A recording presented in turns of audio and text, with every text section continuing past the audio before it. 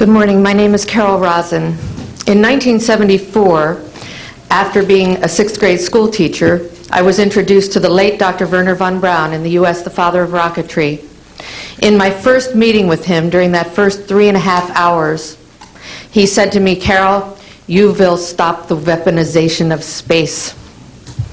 And I said, teachers don't stop until June. He said, "No, you have to understand. This is February. And we have to prevent the weaponization of space because there is a lie being told to everyone that the weaponization of space is now first being based upon the evil empire, the Russians. There are many enemies," he said, "against whom we're going to build this space-based weapon system. The first of whom was the Russians, which was existing at that time. Then there would be terrorists. Then there would be third world countries. Now we call them rogue nations or nations of concern. Then there would be asteroids." And then he would repeat to me over and over, and the last card would be the extraterrestrial threat. Well, at the time, I kind of laughed when he said asteroids, and when he said extraterrestrials, I knew I wasn't going to deal with that subject. And now we hear on the news just today, this week, that they've slid in another enemy. Only this time we're going to protect our satellites. In other words, we have to have some reason to spend these trillions, to waste these dollars on a space-based weapon system, and they're all lies.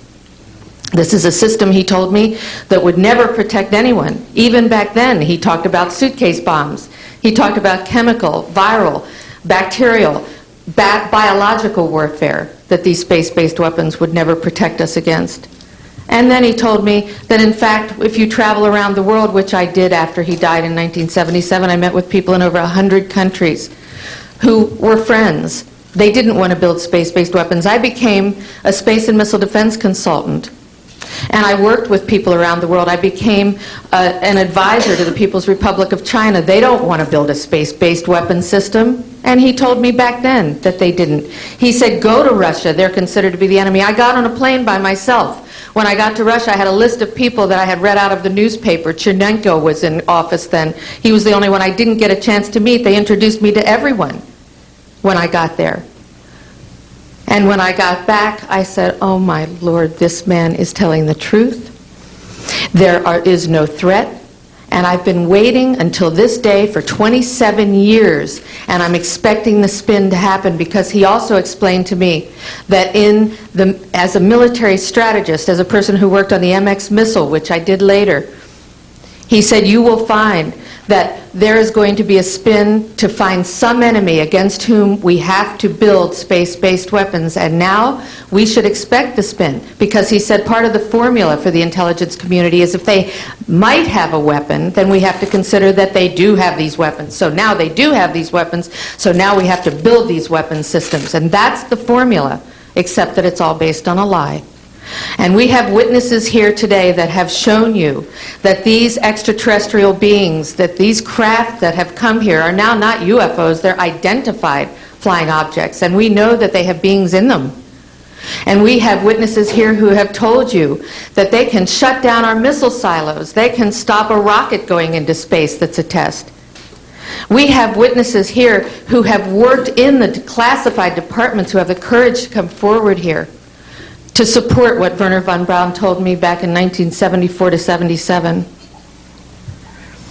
And I will testify before the Congress that when I founded the Institute for Security and Cooperation in Outer Space, which I shut down a few years ago because I didn't believe we had a chance with this huge, integrated around the world, complex weapon system, that we had any chance at all of transforming that war industry into a space industry that could provide benefits, like Dr. Greer has said, of global warming. We can end that situation of that problem. We can end the energy crisis. We can build now non-polluting technologies. Wernher von Braun used to tell me that we could have cars back then that drove around off the ground. He described this to me on beams so that we have no pollution on this planet.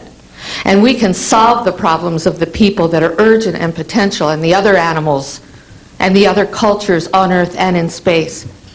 And we can end the arms race without dislocating the industry jobs, without disrupting the economy, by transforming, Wernher von Braun told me, the war industry into a global cooperative space industry that will provide, he said, finally, more jobs and profits on this planet than during any hot or cold wartime, more products and services that can be applied directly to solving the problems of this planet.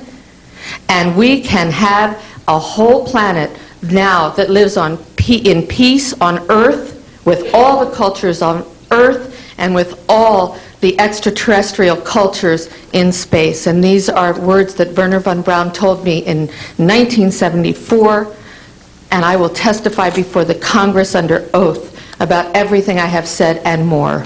Thank you.